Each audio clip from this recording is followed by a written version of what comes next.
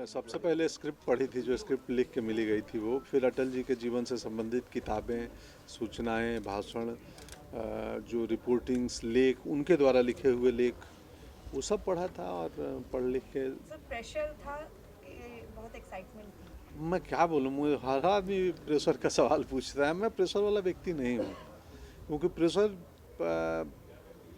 एक इंटरनल होता है। अभिनय एक ऐसी चीज़ है जो हमें मालूम नहीं होता है कैसे करेंगे, क्या करेंगे, बट उस प्रेशर को हम लोग बोलते हैं वो रचनात्मकता की दौर है।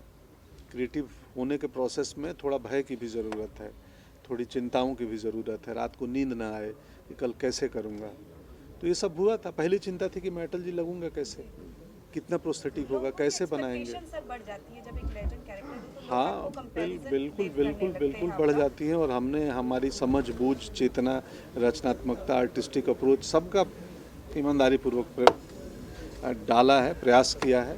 अब बाकी 19 जनवरी को फिल्म मैं अटल हूँ आप सबों के सामने होगी, आप देखें और निर्णय करें, और आप सभी का स्वागत है। सर, इस फिल्म में हिंदुत्व को किस तरीके से आपने डिफाइन किया है, और पर्सनल व्यू अगर आपका क्या है, हिंदुत्व को किस तरीके से डिफाइन करेंगे? नहीं, मेरा पर्सनल व्यू कुछ नहीं है। इस फिल्म में जो अटल जी के पॉइंट ऑफ व्यू से कहानी कही गई है, और जो एक पुस्तक है, महाराष्ट्र के लेखक हैं, नाम भूल गया, सारंग दर्शने जी के पुस्तक पे बेस्ड है फिल्म। तो उसमें जिस तरीके से उन्होंने लिखी है उसके आधार पे की गई है। तो बाकी जो अटल जी का जो व्यक्तित्व था, उनका जो पॉइंट ऑफ व्यू था, जैसे अभी गाने में ही आपने हिंदू तन मन हिंदू जीवन, उन्हीं के किशोर उम्र में लिखी गाने को आज हम लखनऊ लॉन्च करने आए थे, उसमें जो उन्होंने व्याख्या की है, ये उनके किशोर उम्र की व्याख्या है, और ये सॉन्ग भी उनके किशोर उम्र में ही आएगी। कहानी में जब लिखी थी नियर अबाउट एग्जैक्ट नहीं, बट उसी एज ब्रैकेट में ये गाना आएगा।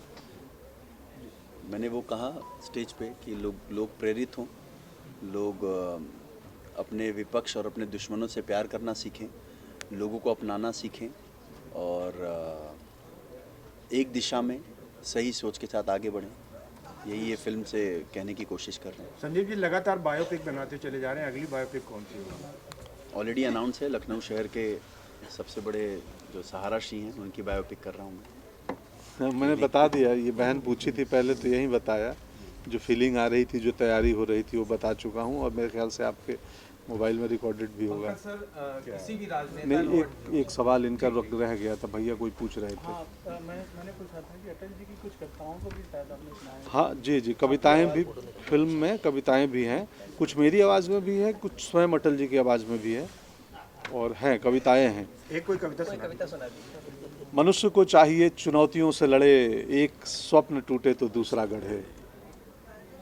हे प्रभु मुझे इतनी ऊंचाई मत देना, गैरों को गले न लगा सकूं इतनी रुखाई मत देना मेरे प्रभु। ये ऊंचाई कविता है उनकी, और वो कविता छोटी ही थी, तो किन्हीं किन्हीं सीन में जहाँ लगता है कि संवाद की जगह पे वो कविता बोल के ज़्यादा प्रभाव पैदा कर सकते हैं हम, तो हमने उन्हीं की लिखी कविताओं का कहीं 2 लाइन, कहीं 4 लाइन प्रयोग किया है रवि जी ने।